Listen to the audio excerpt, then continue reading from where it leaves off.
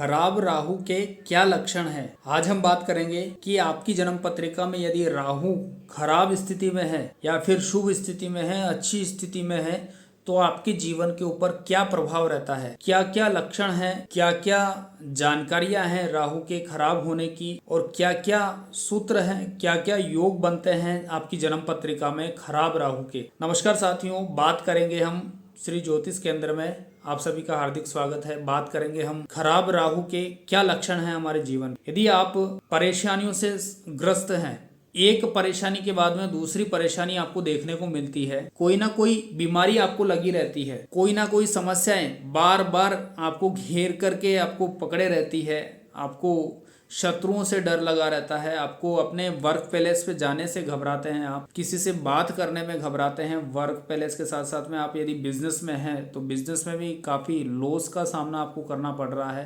तो आप मान लीजिए आपकी जन्म पत्रिका में राहु खराब है, खराब स्थिति में आपके राहु उपस्थित है। इसी प्रकार यदि आपको टैटू बनवाने का शौक है, टैटू जैसे ही आपने टैटू बनवा लिया, टैटू जानते हैं आप, जैसे कि शरीर के ऊपर कुछ गुदवाते हैं, तो वो टैटू यदि आप जैसे ही आप बनवाते हैं तो आपका राहु खराब हो जाता है। यदि आपकी जन्म पत्रिका में शुभ स्थिति में भी राहु उपस्थित है और आपने ये काम कर दिया तो आपके साथ में राहु बेकार काम कर देगा, राहु आपको परेशान करके रख देगा। इसीलिए हम जाने अनजाने में राहु को अपने ही हाथों खराब कर देते हैं।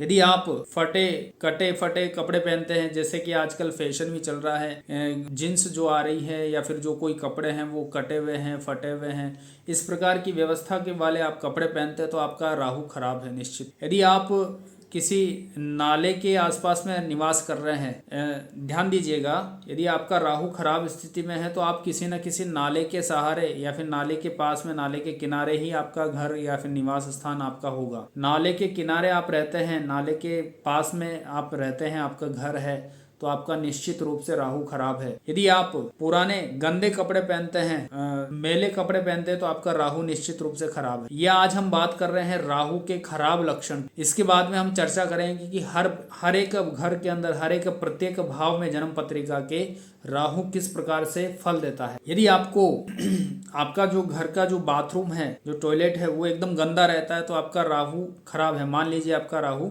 खराब है, आप अपनी जन्म पत्रिका में चेक कर लीजिए। यदि आपका राहु जो है खराब स्थिति में है तो आपके साथ में ये समस्याएं रहती ही रहती है। यदि आपको कोई ना कोई नशा करने की आदत है, बार बार आप नशे से संबंधित शराब वगैरह आप पीने की आपको इच्छा होती है, एक तरह से चाय का भी नशा एक तरह से रहता है, चाय की भी आपको लत बार बार आपकी पीने की अगर रहती है, तो ये भी आपको कहने की वो अतिशयोक्ति नहीं होगी कि आपका राहु यहाँ पर भी खराब है। यदि देखा जाए कि आपकी जन्म पत्रिका में 6, 8, 12 भाव में, यदि छठे भाव में, 8वें भाव में और 12वें भाव में यदि राहु उपस्थित है तो राहु यहाँ पर थोड़े से अच्छे फल भी देता है। ऐसा नहीं कि ये गलत भाव है और गलत ग्रह बैठ गया है यहाँ पर तो बुरे प्रभाव को हमको देखने को मिलेगा। हालांकि अभी आगे चल करके हम पहले से लेकर के 12वें भाव में आपका राहु आपके लिए क्या कहता है इसकी चर्चा करेंगे। अब आपको एक काम करना है, आप अपनी जन्म पत्रिका अपने हाथ में रखिए और वहां पर राहु की क्या स्थिति है वो आप चेक कीजिए, और क्या आपके साथ में वो घटना घटित हो रही है,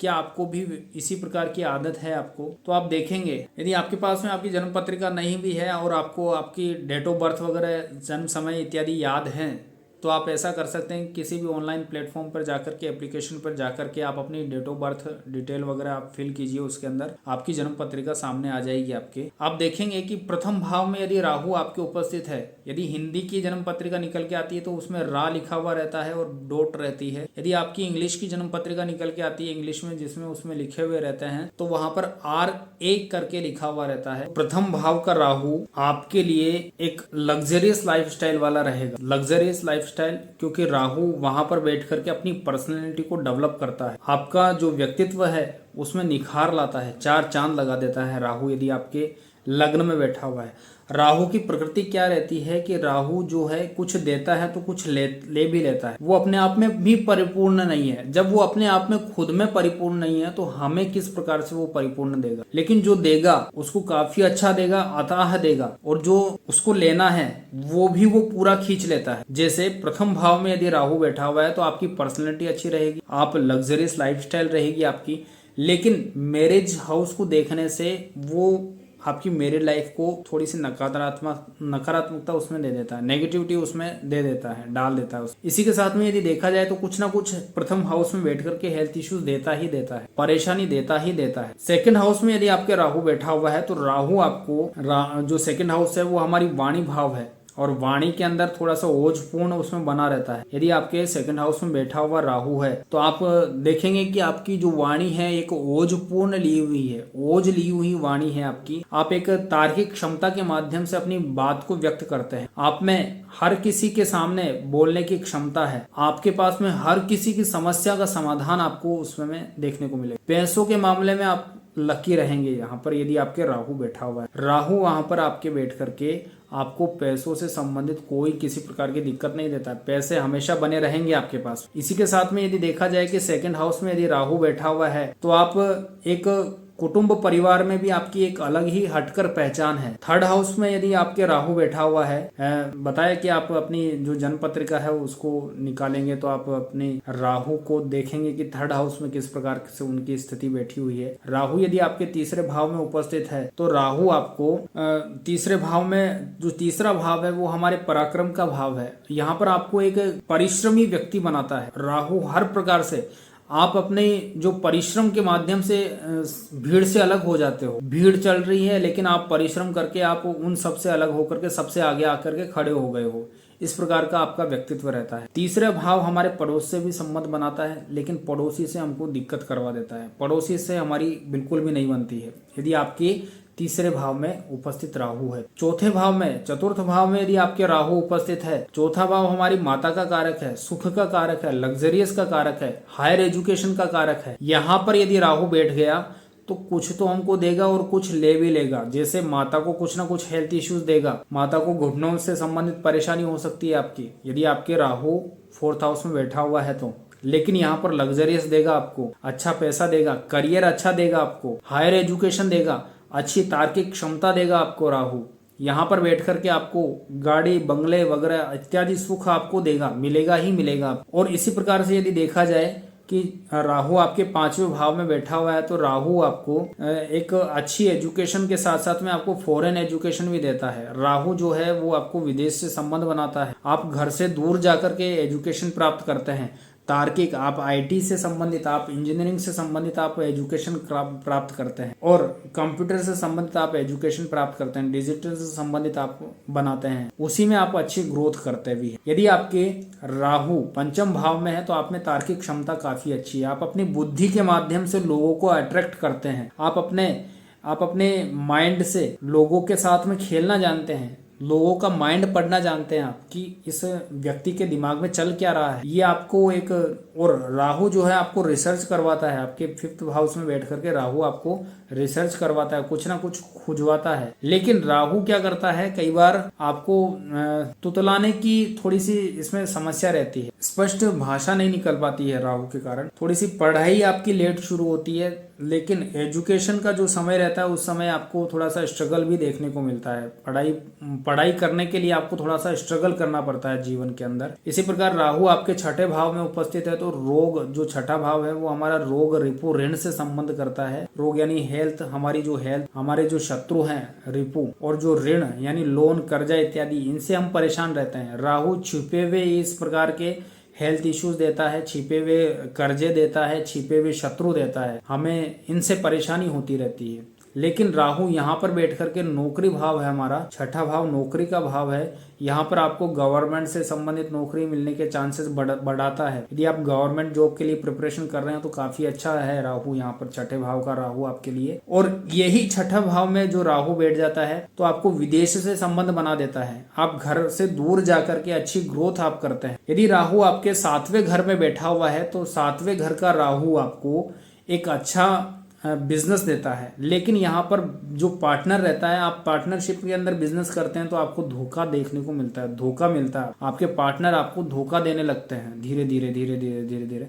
इसलिए आपको यहाँ पर यदि आपके राहु बैठा हुआ है तो आपको कभी भी पार्टनरशिप में बिजनेस नहीं करना चाहिए। इसी के साथ में मैरिड लाइफ में थोड़ी सी दिक्कत रहेगी यहाँ पर बैठने से राहु के। राहु यदि आपके आठवें घर में बैठा हुआ है तो आपको ज्योतिष विज्ञान से संबंधित आपको काफी अच्छी ग्रोथ देखने को मिलेगी। आप ज्योतिष विज्ञान, ओकल साइंस, तंत्र विद्या, तंत्र मंत्र, इन साधना से आप जुड़े रहते हैं, इनमें अच्छी ग्रोथ आपको देखने में मिलती है। राहु आपके 8वें घर में बैठ करके धन भाव को देखता है, तो आपको अचानक से धन वृद्धि, अचानक से जो पैसा मिलता है, जिन जिन क्षेत्रों में अचानक से पैसा मिलता है उनमें आप प्रवेश कर जाते हैं, जैसे लॉटरी, सट्टा हुआ, और इनके अंदर आपको मिलता भी है। फिर यदि आपके राहु उपस्थित है तो आप अवश्य कहीं ना कहीं से शेयर मार्केट में जुड़े होंगे, या फिर आपने लॉटरी सट्टे में पैसे लगाए होंगे कभी ना कभी, और इनसे आपको कुछ ना कुछ आय प्राप्त भी हुई होगी। इसी प्रकार देखें कि 9वें भाव से यदि आपके राहु जुड़ जाता है तो पिता से थोड़ा सा अटैचमेंट करवाता है, धार्मिक यात्राएं करवाता है। जब जब ये जो राहु है ना, वो अकेला कुछ नहीं करता है, जब जब दशा अंतरदशा आती है तभी इनके साथ में कुछ ना कुछ होता है। राहु अपना फल कब देगा?